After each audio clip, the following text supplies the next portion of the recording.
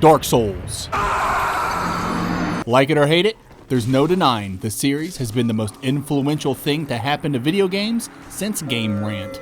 It was only a matter of time until the franchise's groundbreaking formulas for combat and storytelling made its way into everything. Soon, the term Souls-like flooded the market. What started out as a way of describing action RPGs that copied the franchise's systems quickly morphed into a full-blown adjective, getting tacked onto any genre that it could stick to. And one of those genres where it stuck the hardest was the good old Metroidvania. Thus, the Soulsvania was born. Like the merging of peanut butter and chocolate, it was oh so good. Exploration, environmental storytelling, and RPG elements already came naturally to Metroidvanias. Why not just mix in a little corpse running and tweak the difficulty to be a little higher? It's no surprise the two fit together so well. So of course, this got me thinking, what are the best Soulsvanias around? Hi there, I'm the Metroidvania Guru, and this is the top 10 Soulsvanias.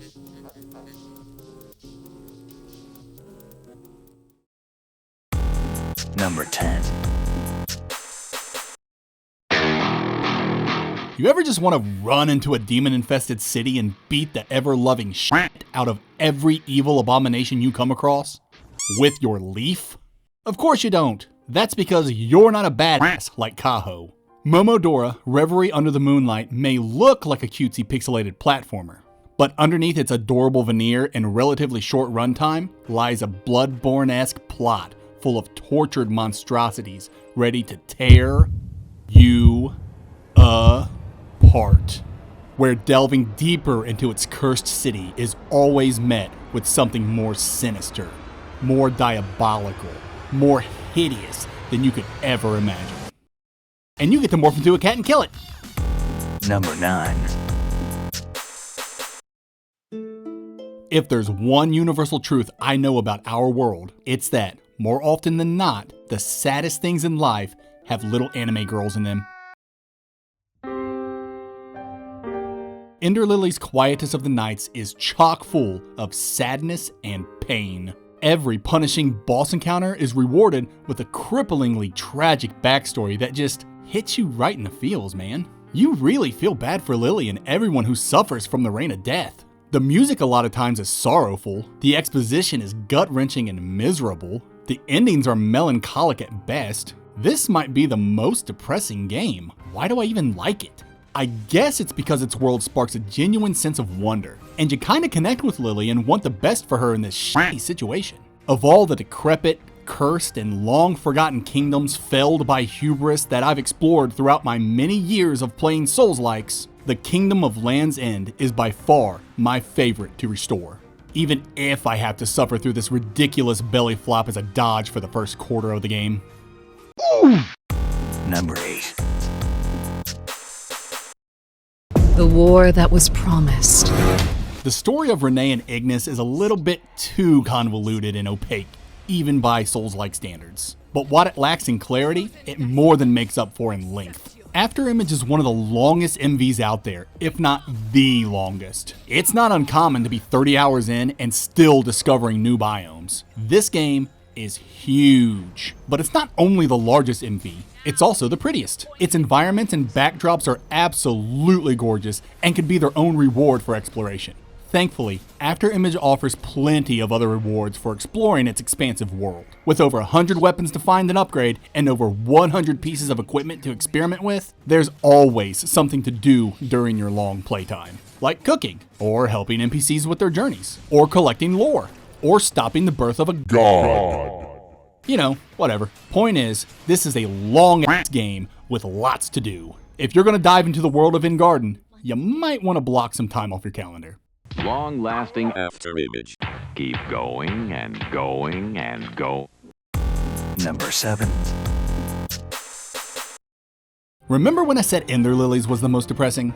That's what Metroidvania Guru did! I lied.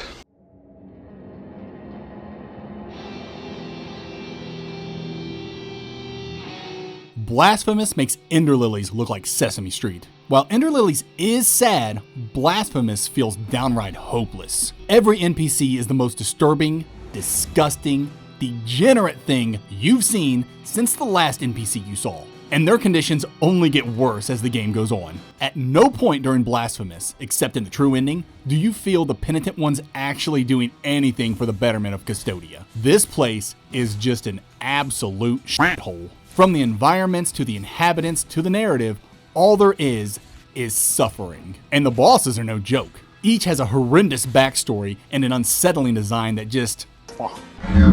And their difficulty? Don't even get me started on Isadora or the Amanecitas. This game can be brutally punishing, but I swear it's worth playing. If not for the gameplay, then at least for all the f***ed up shit you're gonna see. Number 6.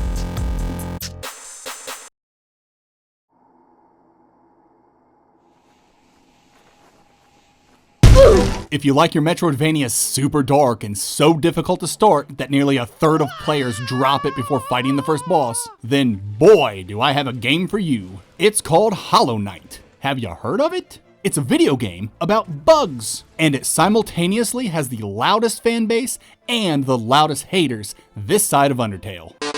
But that's what happens when something gets popular in a relatively short period of time, regardless if it's good or not. Thankfully, Hollow Knight is good. Really good. And if you don't like it, then that's cool.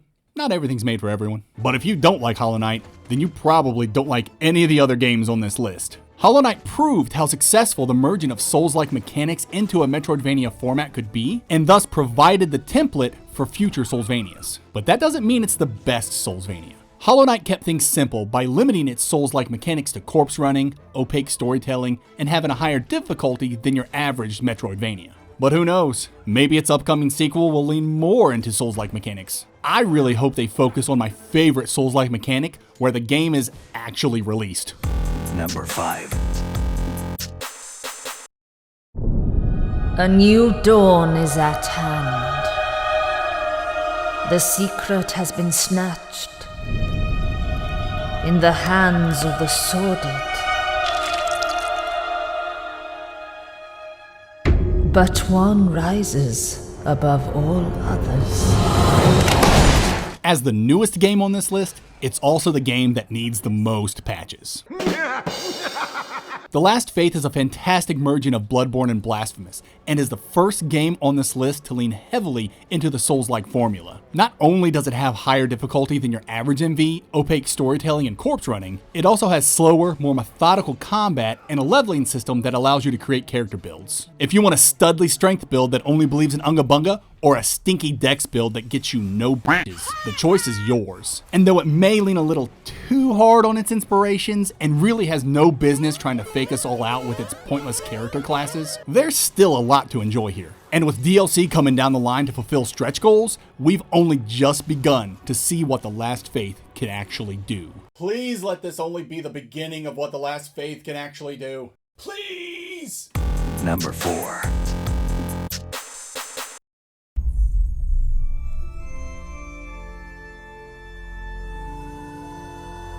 They used to say, day will always vanquish the night.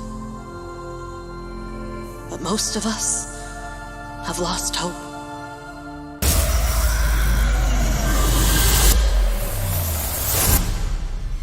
Vigil the Longest Night is a surprisingly excellent game that...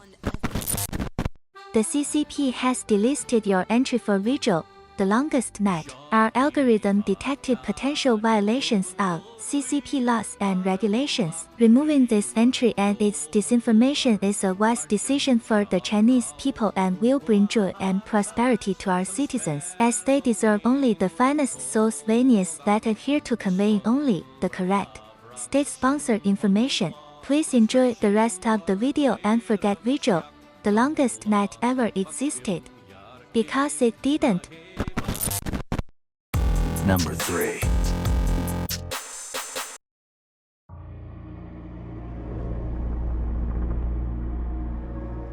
You ever look at something so ugly and go, this is actually pretty beautiful? You won't be saying that with Grime. This game is ugly. Okay, the game isn't always ugly. Some of the character designs are kinda... Ugh. His nose. Oh, it just keeps getting worse. Well, some of the environments can be... Is that teeth? Well, this whole place is just a bunch of teeth, isn't it? Oh, I hate that. I hate that a lot.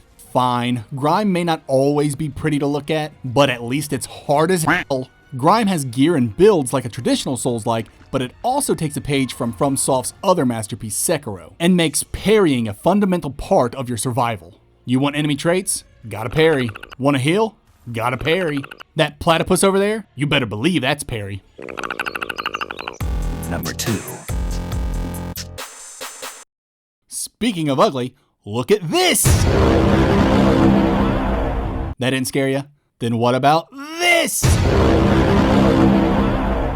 It's a good thing Sultan Sanctuary is incredibly dark and helmets cover your character's face, because the humanoid character designs in this game look like deformed fish people. And they might be, I have no idea what the lore is in this game. There are krakens and drowned stuff everywhere, but that's okay. I don't need to know the lore, because Sultan Sanctuary is just so freaking fun. I don't think there's a time I've beaten Sultan Sanctuary and didn't immediately play it again in New Game Plus. Everything about it is just beautifully Souls-like.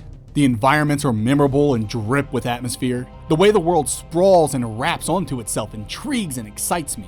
I feel threatened at every turn. I love all the gear and the different builds and just leveling up in general. I love how the answer to most boss fights is to dodge through them and stab them in the ass. This game has everything, except for a f***ing map. That's the one thing Metroidvanias are most known for. What is wrong with you, Sultan Sanctuary? Oh god, I'm sorry. Get it away from me. I'll stop it. Number 1. People fear what they don't understand. And in death, you will learn.